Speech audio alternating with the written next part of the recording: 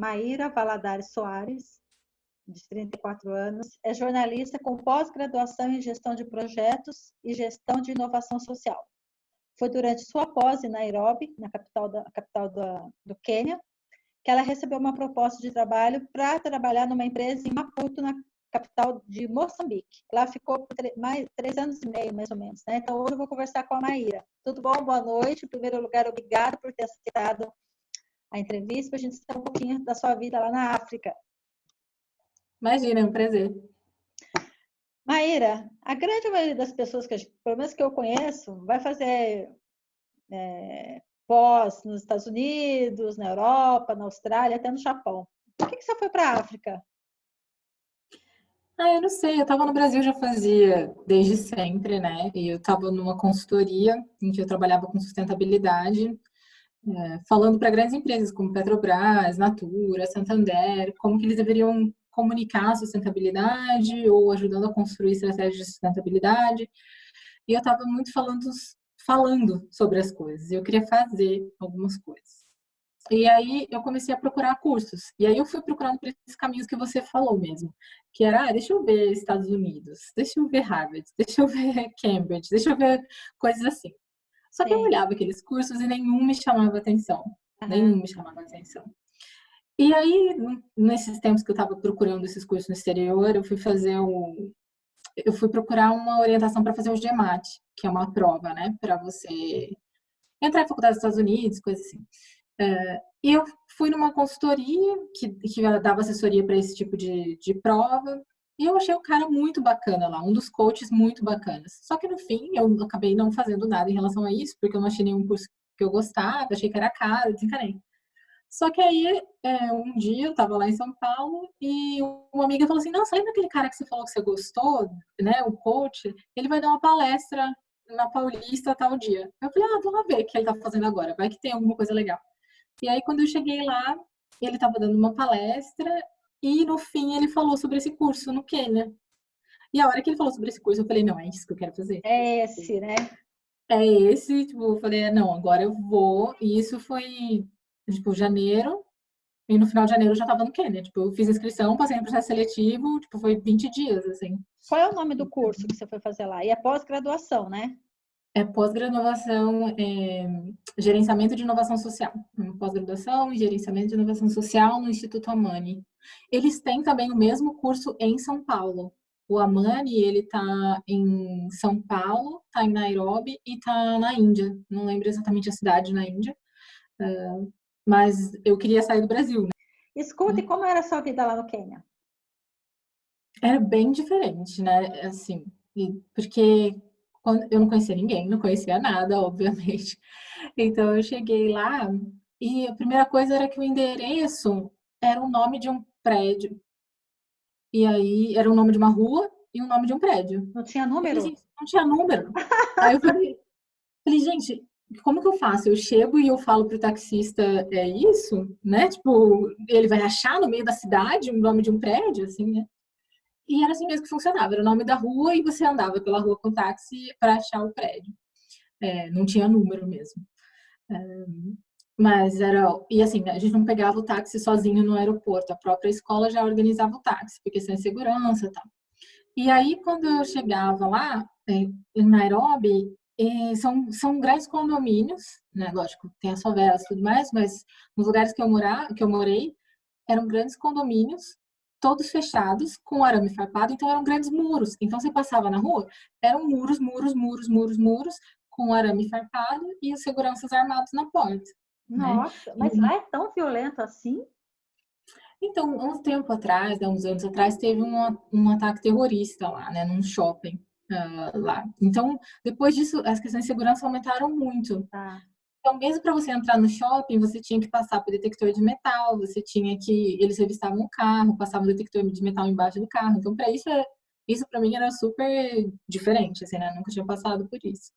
Mas, ao mesmo tempo, é, lógico que dava para viver, né? Eu andava nos matatos lá, que é como se fosse uma van, só que lotada de gente, assim, umas vans super precárias, mas lotada de gente, tocando música super alta, assim, super divertido. Eu gostava bastante, eu ia trabalhar de matato e tudo mais. Gostava, mas à noite você não saía, né? Eu não, assim, não saía a pé. Depois que escurecia, você ficava dentro de casa. Se você fosse sair, você chamava um Uber e aí o Uber te pegava dentro do seu prédio, te levava no bar, no restaurante, na balada, onde você fosse. Escuta, e o curso tinha muitos brasileiros ou era basicamente o pessoal de lá mesmo? Ou Eu gente era a única inteira? brasileira. Ah, a única brasileira. Dessa turma eu era a única brasileira, mas já teve outros brasileiros que foram e fizeram esse mesmo curso que eu fiz. Também tem muitos brasileiros na turma do Brasil, obviamente.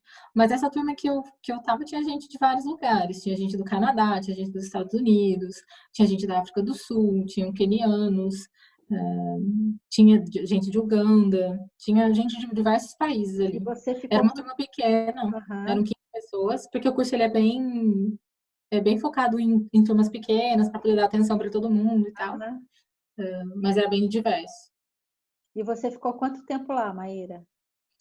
O curso em si, a pós-graduação, ela durava 10 meses, mas eram 6 meses lá. Então, eu fiquei 6 meses. Fiquei no final de janeiro até julho, assim. E foi lá que você recebeu a proposta para ir trabalhar em Moçambique. Foi, porque lá eu, ao mesmo tempo que eu fazia o curso, eu trabalhava numa consultoria de finanças climáticas, é, porque o curso ele tinha uma parte que ele era teórico ali, né, você fazendo a pós-graduação mesmo, e outra parte eles te alocavam em uma empresa, né, você fazia entrevistas, eles colocavam seu currículo no mercado, você fazia entrevistas e você ia trabalhar nessa empresa. Então eu trabalhei nessa empresa durante todo o tempo que eu estava lá, e aí eles gostaram do meu trabalho e quando eu saí, eles me fizeram uma oferta para ir para Moçambique. E aí você demorou para tomar a decisão ou você nem pensou? Foi mesmo? Então, na verdade, quando eles me fizeram uma oferta, foi antes de eu ir embora, e aí eu falei que eu tinha interesse sim e tal, mas eu precisava voltar para o Brasil, porque na época eu era sócia dessa consultoria em São Paulo. E eu tinha feito um acordo com os meus sócios de que eu voltaria. Então, eu voltei em julho, eu fiquei até dezembro no Brasil, então, porque também teve todo o processo de visto, porque quando você vai trabalhar em outro país, você tem que fazer todo esse processo de documentação, que leva tempo e tudo mais. Então, eu fiquei mais 6 meses aqui no Brasil, terminei meu curso e tudo mais, e aí eu fui em janeiro do ano seguinte para Moçambique. Tá. E lá, como é que era a vida lá? Era muito diferente do Quênia ou era mais ou menos o mesmo padrão? Muito diferente, outra realidade, assim, né?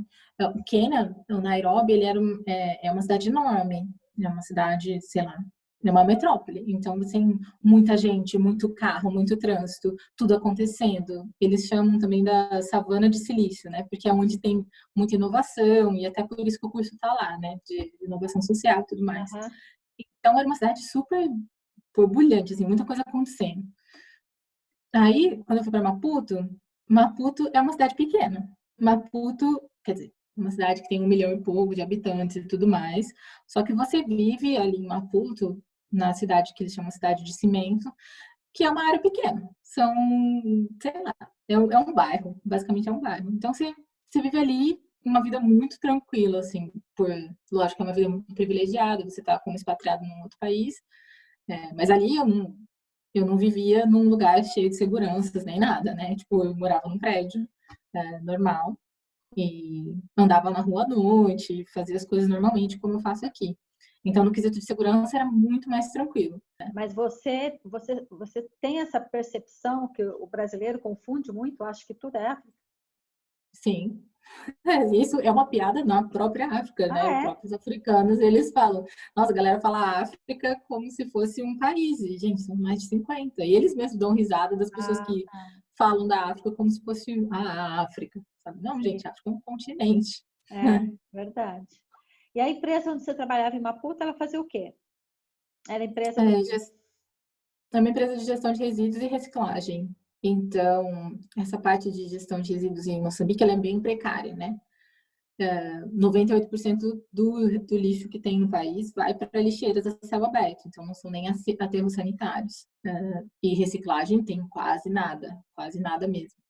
Então, essa empresa que eu estava era bem pioneira nesse sentido, de querer construir uma economia circular, trazer um outro approach para resíduos, né? fazer a separação na fonte, ou seja, que as pessoas separassem em casa, e aí a gente recolhia e a gente criava as cadeias de valor para que essa reciclagem acontecesse em Moçambique ou no exterior, né? Porque em Moçambique também não tem indústria para reciclar todo tipo de material, então a gente também mandava, às vezes ainda manda ou para a África do Sul, ou para países na Europa, enfim, para outros fazer a lugares. reciclagem. E é latinha, papelão, alumínio, o que é? Tudo, né? Tipo, a gente pegava o lixo das empresas, separava em diferentes materiais e achava destinos sustentáveis para cada um desses materiais, né? Acha destinos sustentáveis. E você fez muitos amigos aí? Aí não, lá, né? Em Cachoeira. Agora eu tô em Cachoeira. Mas ainda tô trabalhando lá, né? Tô trabalhando remoto por conta do Covid. Mas eu fiz bastante amigos lá, fiz amigos moçambicanos, fiz amigos brasileiros, tem uma comunidade brasileira muito grande em Maputo. E também fiz amigos de outros países, né? Porque quando você mora como expatriado, você acaba conhecendo muita gente, né? Dividindo casa, ou, enfim, com pessoas de diferentes culturas, diferentes países. E você não saiu da empresa, você continua na empresa, você só está em Cachoeira por conta da pandemia, é isso? Então, são várias, a minha situação é sempre meio complexa. Mas eu continuo na empresa trabalhando remotamente, mas o meu acordo com eles era de que eu sairia em maio, porque eu casei no fim do ano passado. Menina, você E o meu casou? Nem tô sabendo disso, nem fui convidada para a festa. não rolou, não rolou festa nem nada. Então, eu casei em dezembro, dia 20 de dezembro, e o meu marido, ele tá na Alemanha. Então, a ideia era de que eu sairia de Moçambique, eu voltei para lá depois do Natal, depois do casamento, para fechar minhas coisas, dei meu aviso e eu ia mudar para a Alemanha, agora em maio. Só que aí correu o Covid e aí eu não podia ir para lugar nenhum. E aí, como eu já ia sair, eu falei, não, eu prefiro ir para o Brasil agora e esperar no Brasil até eu poder ir para a Alemanha. Então tô aqui. Mas eu, enquanto faz sentido para eles, faz sentido para mim, continuo trabalhando, né? Mas na Alemanha você já tem alguma proposta de trabalho lá? Não. E seu marido trabalha com Não, o que lá? ele é arquiteto, ele trabalha com design paramétrico, então faz Que é design paramétrico. eu não sei explicar direito, sabe? Mas ele faz umas coisas que mistura programação e arquitetura para construção de fachadas e telhados de prédios, assim. Então, não sei muito dizer exatamente, mas eu sei que mistura essas duas coisas. E ele é brasileiro? Não, ele é turco. E você conheceu onde? Eu conheci ele em Moçambique, conheci ele em Ah, que Maputo. legal! Né? Ele trabalhava lá e na construção da embaixada dos Estados Unidos lá. E aí ele acabou a parte dele lá da obra. E aí ele foi embora, voltou para a Turquia. A gente continuou namorando à distância. E aí ele conseguiu esse emprego na Alemanha. Você me mandou uma foto lindíssima que você fez de uns pescadores. Onde foi essa foto e se você tem um hobby mesmo de fotografar? Eu adoro fotografia, né? Eu fiz jornalismo, então desde sempre, eu sempre gostei de foto. Essa foto eu fiz em Vilanculos. A empresa onde eu trabalho, ela tem operações em 3 cidades, que é Maputo, que é a capital, Vilanculos e Beira. E Vilanculos é essa cidadezinha, que era até uma vila até pouco tempo atrás, que é uma reserva, foi a primeira reserva natural de Moçambique, porque tem um arquipélago de Bazaruto lá que é lindíssimo, assim, se procurar na internet é um lugar paradisíaco, assim. Então, uma das vezes que eu fui trabalhar lá, eu fiquei o final de semana e fiz um passeio de barco. E aí essa foto é num banco de areia no meio das ilhas, assim, porque tem 4 ilhas principais lá, e eu fiz o passeio de barco e na volta a gente parou nessa ilha que tava um super sol e tinha esses pescadores puxando a rede ali, né? Nossa, a foto é linda Eu achei bem demais. bacana. É. E aí na É. África você viajou para quais países? Você falou que foi para a África do Sul. Você fez safari, essas coisas? Eu fiz muito safari, eu adoro safari. Eu fiz uns 15 safaris, assim, eu fiz em vários lugares, né? Eu fiz no Quênia, fiz em Moçambique, fiz na África do Sul, eu fiz na Suazilândia, em Botsuana. Tipo, todos os lugares que eu fui, eu acabei fazendo safari. E a experiência é bem diferente em cada um desses lugares. O safari é totalmente diferente de um Mas lugar para o por que outro. é diferente? Os animais, o tipo da vegetação? tudo, assim, né? Os animais, no fim, são os mesmos, mas a quantidade de animais é muito diferente. Então, por exemplo, se você faz um safari no Quênia, o Quênia, ele tem uma Masai Mara e faz divisa com a Tanzânia, onde você tem o Serengeti. Então, lá onde você tem a grande migração. Então, são as grandes quantidades de animais que cruzam os rios, mais ou menos entre, acho que de julho a setembro, e eles vão se reproduzir num país e depois eles voltam. Então, você tem aquela imagem Rei Leão, assim, sabe? Que você olha e tem animais a perder de vista, assim. Então, é muito, muito, muito, muito bicho. Então, eu acho maravilhoso. Então, isso no Quênia, e é bem mais rústico, assim. Aí, se você faz um safari na África do Sul, a gente costumava brincar que era a Disney do safari. Porque é tudo asfaltado, as estradas dentro do parque são asfaltadas. Você tem um restaurante, você tem uma lojinha. Isso você não tem no Quênia, né? Safari para turista, né? É. Aí, se você vai para Botsuana, você faz um safari de barco. Então, é São totalmente diferente a diferentes. experiência também. E a próxima parada é a Alemanha. É. A próxima é a Alemanha. Ai, que legal.